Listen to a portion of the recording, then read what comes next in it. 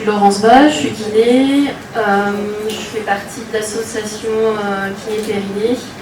J'ai un DU de pelvipérinologie, un DU de micronutrition. J'ai une bonne partie de ma pratique en éducation périnéale. Là, on a décidé de parler pendant le congrès d'endométriose. En fait, avec l'association, tous les ans, on essaye on essaye pas d'ailleurs, on se donne un thème où, du coup, l'année dernière, le thème c'était l'endométriose. Ça allait un peu avec le plan du ministère de la Santé en 2020 qui a mis en place, qui a parlé beaucoup de l'endométriose. On a pu faire venir un formateur la fin de l'année dernière, c'est Rodolphe Benoît-Lévy. Et du coup, voilà, je vais m'inspirer de son cours et des lectures que j'ai pu faire et de la pratique.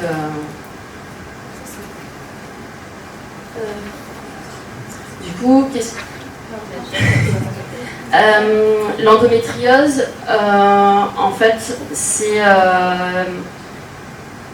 on les voit arriver au cabinet, elles ont eu souvent un parcours très long. Le diagnostic est souvent posé au bout de 6 à 8 ans de démarche médicale. Ça concerne environ 1,5 million de femmes en France, c'est-à-dire 10% des femmes entre 15 et 49 ans, les femmes qui sont en âge de procréer. C'est une maladie chronique, inflammatoire, hormonale, immunitaire, systémique, hétérogène. La définition de l'endométriose se repose surtout sur l'histologie. Donc en fait, c'est la présence de cellules endométriales en dehors de l'endomètre.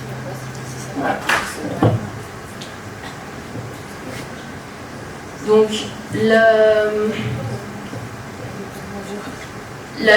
l'endométriose, on en trouve du coup en dehors de l'endomètre, qui est du coup au niveau de la cavité péritonéale, ou enfin ailleurs, on le verra. L'adénomiose, c'est plus le myomètre du coup qui est une augmentation diffuse de l'utérus, c'est-à-dire qu'il y a une déformation, on va dire, une inflammation au niveau du myomètre et qui peut empêcher l'énidation après aussi pour favoriser la fécondation aussi. Ok. L'endométriose, en fait, elle peut se définir par 5 éléments, c'est les 5 D. On parle de douleurs pelviennes chroniques, de dyschésie, de dysurie, de dyspareunie et de dysménorrhée. La dysménorrhée, donc on a vu, c'est l'endométriose, c'est une maladie hormonodépendante. C'est la dysménorrhée. Il y aura des douleurs pendant les règles ou en dehors, autour des règles, sur le cycle hormonal en tout cas, et qui peuvent créer des douleurs pelviennes chroniques aussi, avec une altération de la qualité de vie au niveau sexuel, professionnel, social. C'est-à-dire que dès que la jeune fille a ses règles, présente des douleurs, dès qu'elle est déscolarisée, s'il y a beaucoup d'absentéisme scolaire, aussi plus tard au niveau professionnel, elle n'arrive pas à assurer tous ses horaires, sa présence au travail, c'est très, très handicapant. Du coup, il y a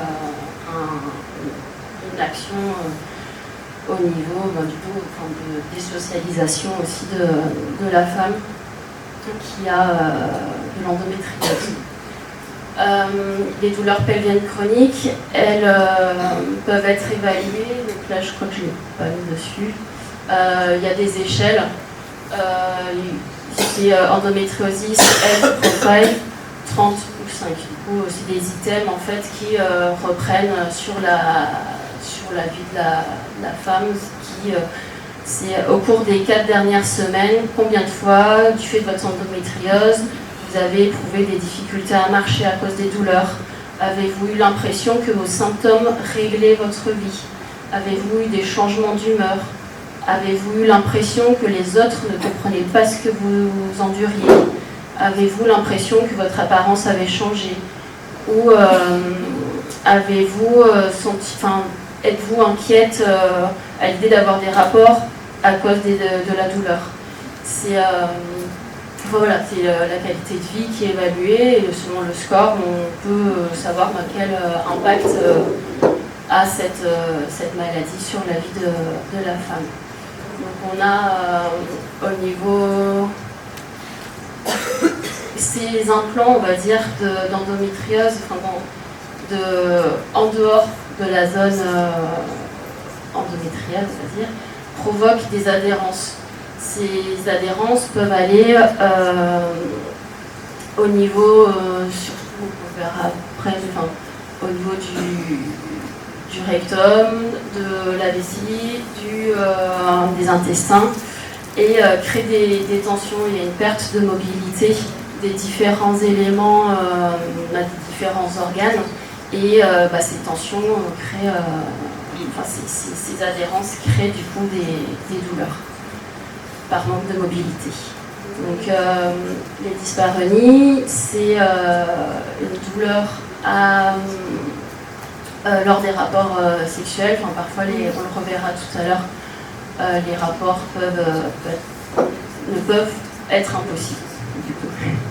Il peut y avoir des douleurs au niveau du bassin par rapport sur le rachis lombosacré, et nous en kiné, on a une action au niveau déjà en externe par la thérapie manuelle, par l'approche viscérale, et en interne pour aller masser, trouver les points triggers, apprendre aussi à la personne à se masser.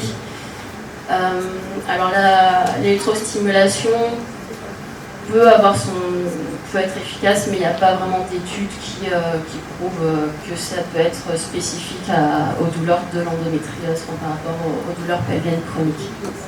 Pareil pour la cryothérapie, c'est plus une action anti-inflammatoire, mais c'est pas spécifique à l'endométriose.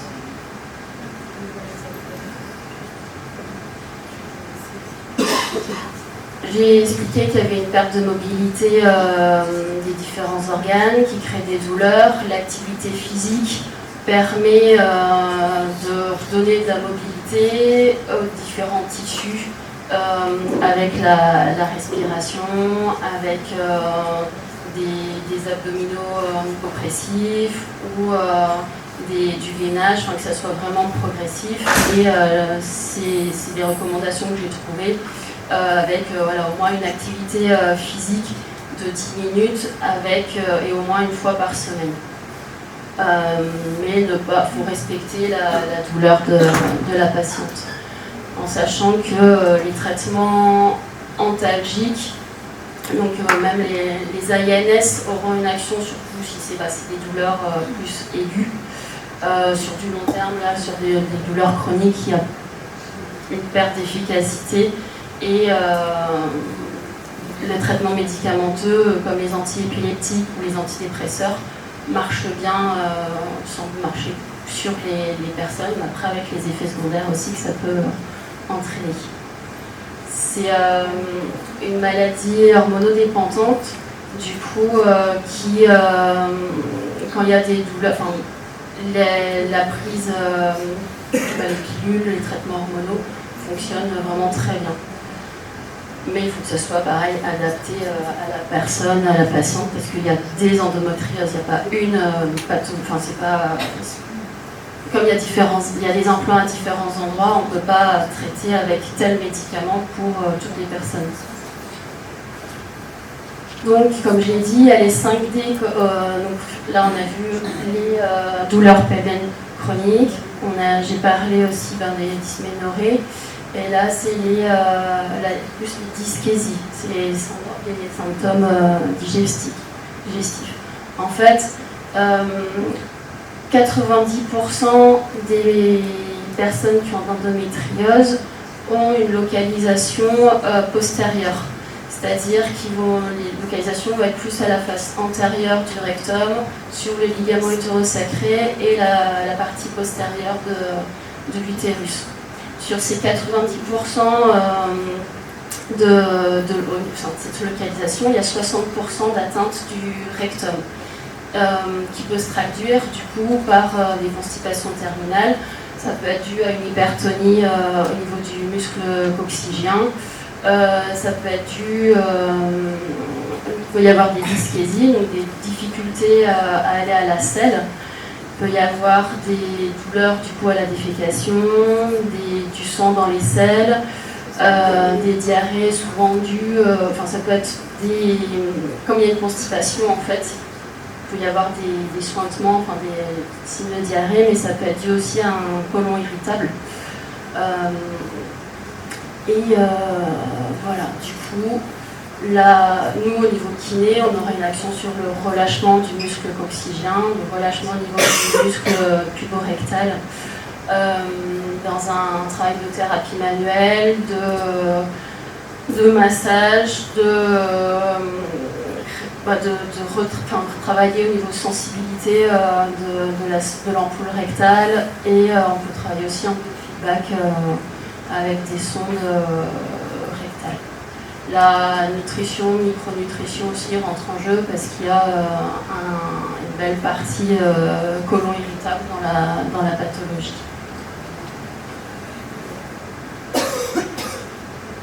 Donc, le 4e D, donc les dysuries, c'est des difficultés c'est des troubles de la miction.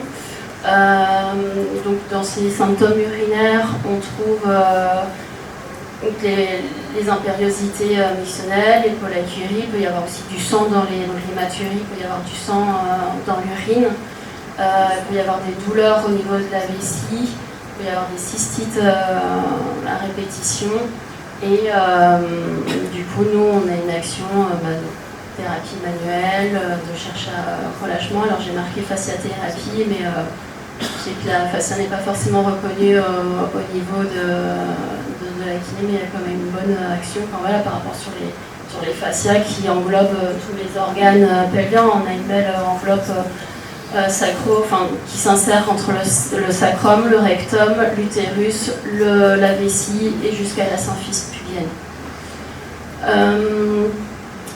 Au niveau vésical, du coup, on va travailler sur la respiration, on va travailler sur